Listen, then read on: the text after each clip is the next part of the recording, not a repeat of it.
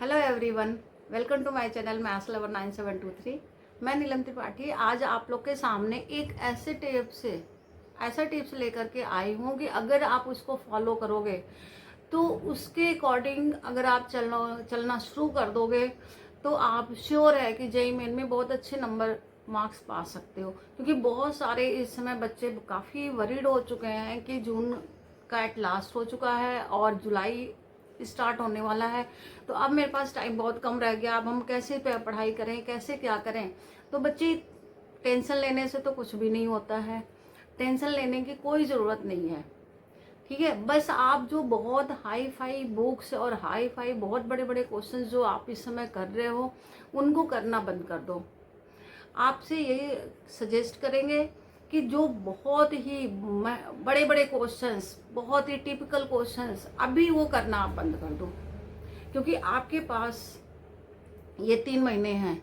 अगर इस 3 महीने मीन्स जुलाई, अगस्त एंड सितंबर, अगर ये 3 महीने आपने अच्छी तरह से इस प्लान को, इस 5 टिप्स को अगर फॉलो किए तो श्योर है कि जेईई मेन में आपके मार्क्स बहुत अच्छे आएंगे। ठीक है, ये 3 महीना आपको ये चीजें फॉलो करनी है। 3 महीने से ज्यादा आपको लगेगा नहीं, फिर आप ऐसे ही अपने आप ही रूटीन पे आ जाओगे। तो बच्चे उसमें से सबसे पहला टिप्स ये है कि आप फोकस करो एनसीईआरटी पे। सबसे पहला टिप्स है बच्चे, फोकस ऑन एनसीईआरटी। अगर आप एनसीईआरटी पे फोकस करते हो, और एनसीईआरटी का फोकस दैट मीन्स कि केवल एक्सरसाइज करना नहीं बच्चे, एनसीईआरटी में बहुत सारे टॉपिक्स जो भी है उसे आप थॉरोली स्टडी करो।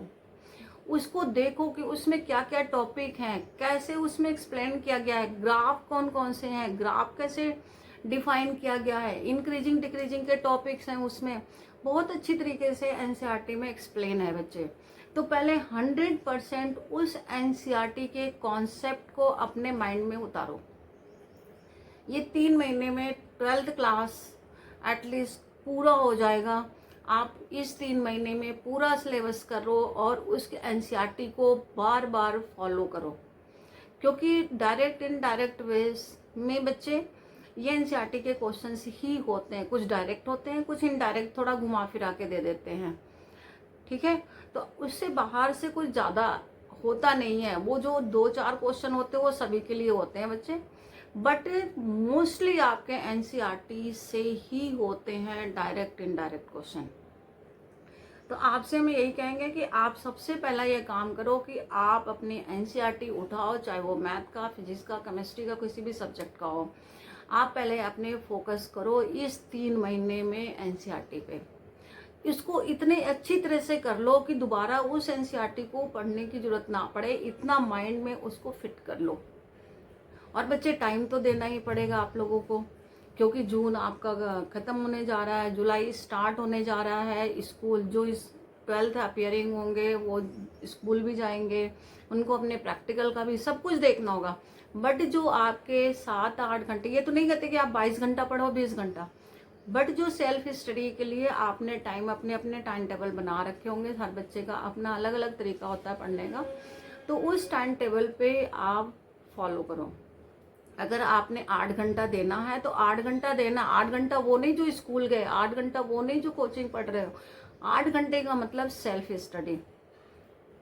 बाकी टाइम आपका होगा स्कूल का, होगा कोचिंग का, होगा फिर उसके बाद आपका स्लीपिंग टाइम होगी। ठीक है, तो ये जो 8 घंटा सेल्फ स्टडी का है वो अपने अकॉर्डिंग उसको डिस्ट्रीब्यूट करो कि कितने टाइम हमें फिजिक्स पढ़ना है, कितने टाइम हमें केमिस्ट्री पढ़ना है, कितने टाइम क्या पढ़ना है। ठीक है, तभी आप उसकी पढ़ाई कर सकते हो। सेकंड थिंग कि आपको फोकस करना है अपने प्रीवियस ईयर क्वेश्चन पे। जब आपका ये सारा कुछ, या आप चैप्टर के बाद भी कर सकते हो उसको, कि आपने एक चैप्टर बहुत अच्छी तरह से तैयार किए, फिर आप उसके चैप्टर के पीवाई की किए, लेकिन उसमें सर्च करना बच्चे आपको बहुत ज़्यादा टाइम लग जाएगा।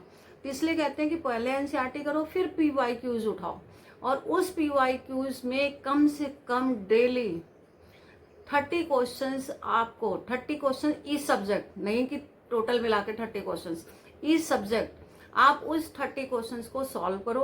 और फिर उसको खुद मार्किंग करो कि हाँ भाई कितने क्वेश्चंस करेक्ट हुए, कितने क्वेश्चंस रॉन्ग हुए। उसके बाद आप फिर डिसाइड करो कि हाँ अब हमें क्या करना है, कितना और मेहनत करना है। उससे आपका डिसीजन बहुत सही निकलेगा। तीसरी चीज है आपकी रिवीजन। बेटा रिवीजन तो आप लोगों को डेली ही करना चाहिए। Revision should be part of your daily routine. Daily routine का वो हिस्सा होना चाहिए कि जब भी आप कोई चैप्टर पढ़ते हो तो पहले रिवाइज करो, या 30 मिनट अगर आप पढ़ने से पहले सारे चैप्टर का रिवाइज करो। बट जो भी कॉन्सेप्ट, जो भी चीज आप रिवाइज करते हो उसे लिख के करो। ये नहीं वर्बली नहीं, उसे लिखो। क्योंकि बेटा लिखने से क्या होता है कि माइंड और है हाथ दोनों एक साथ काम करते हैं। जब वो दोनों एक साथ काम करते हैं तो आप बहुत अच्छी तरह से उसे देखते हो, और जैसे ही आप करना बैठोगे तो आपका माइंड तुरंत क्लिक कर देगा, अरे हाँ वहाँ तो इससे ऐसे था, तो फिर आप उसको करेक्ट कर लोगे। और अगर ही आप ये लिख के नहीं करोगे, वर्बली करोगे, अच्छा ये हो गया, ये हो गया, ये हो गया, आजकल ऐसे ही चलता है बच्चे, यूट्यूब खोला ऐसे ऐसे देखा, आजकल पढ़ाई ऐसे ही चलती है। ये नहीं होनी चाहिए। जो भी रिवीजन आप करते हो वो आप लिख करके करो बच्चे, ठीक है। रिवीजन बट डेली होनी चाहिए। 30 मिनट का टाइम, उसमें से आप 10-10 मिनट तीनों सब्जेक्ट के लिए लगाओ और रिवीजन डेली करो, हर चैप्टर वाइज। आप जब डेली करोगे तो उसमें टाइम और भी कम लगेगा, क्योंकि आपको आधे से ज्यादा चीजें लर्न हो जाएंगी, ठीक है बच्चे। तो रिवीजन तो आपके लिए बहुत ही इंपॉर्टेंट चीज है। कॉन्फिडेंटली आप हर क्वेश्चन को करने लगोगे, कॉन्फिडेंस लेवल बहुत ज्यादा हो जाता है बच्चे इससे, ठीक है। एंड लास्ट, हेल्दी होना बहुत जरूरी है। हेल्दी मीन्स फिजिकली नहीं, मेंटली हेल्दी होना बहुत जरूरी है। इसके लिए आपको मेंटली हेल्दी होने के लिए आप अपने रूटीन में थोड़ा सा बदलाव करो बच्चे। उठो, थोड़ा सा मेडिटेशन करो, 5 मिनट करो, 2 मिनट करो, बट मेडिटेशन जरूर करो आप लोग। प्रॉपर नींद लो, प्रॉपर पानी पियो, ठीक है। बाहर की चीजें, फास्ट फूड अवॉइड करो।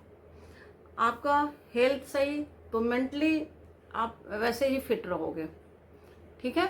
तो फिजिकली हेल्थ तो होना ही होना चाहिए अच्छा, मेंटली हेल्थ भी आप लोगों का अच्छा होना चाहिए।